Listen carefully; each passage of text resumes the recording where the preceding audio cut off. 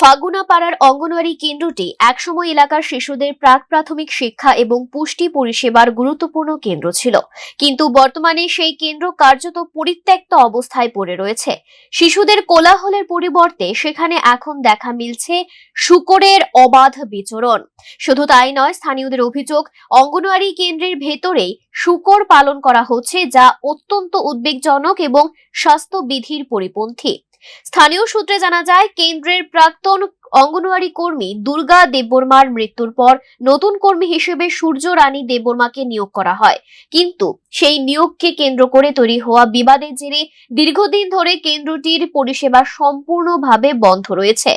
এর ফলে এলাকার শিশুদের প্রাক প্রাথমিক শিক্ষা ব্যাহত হচ্ছে, পাশাপাশি কেন্দ্র থেকে যে পুষ্টিকর খাদ্য, সম্পূরক পুষ্টি, টিকাকরণ সংক্রান্ত সহযোগিতা এবং গর্ভবতী ও প্রসূতি মায়েদের জন্য বিভিন্ন সরকারি সুবিধা দেওয়া হয়, সেগুলিও দীর্ঘদিন ধরে বন্ধ রয়েছে বলে অভিযোগ।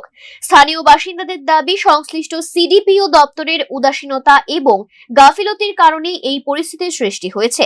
বারবার বিষয়টি জানানো হলেও সমস্যার কোনো স্থায়ী সমাধান হয়নি।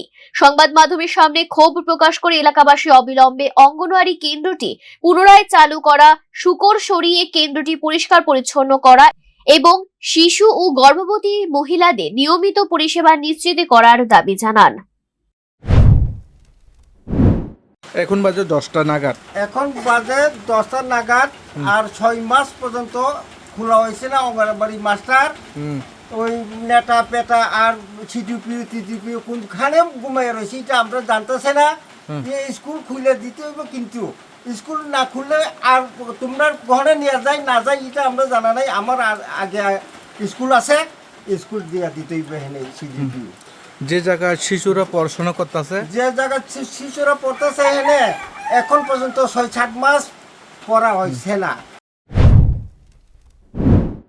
এখন দেখার বিষয়, সংবাদ প্রকাশের পর সংশ্লিষ্ট দপ্তর এই ঘটনায় কতটা দ্রুত পদক্ষেপ গ্রহণ করে এবং ফাগুনাপাড়ার শিশু ও গর্ভবতী মহিলারা কবে থেকে আবার তাদের প্রাপ্য সরকারি পরিষেবা ফিরে পান।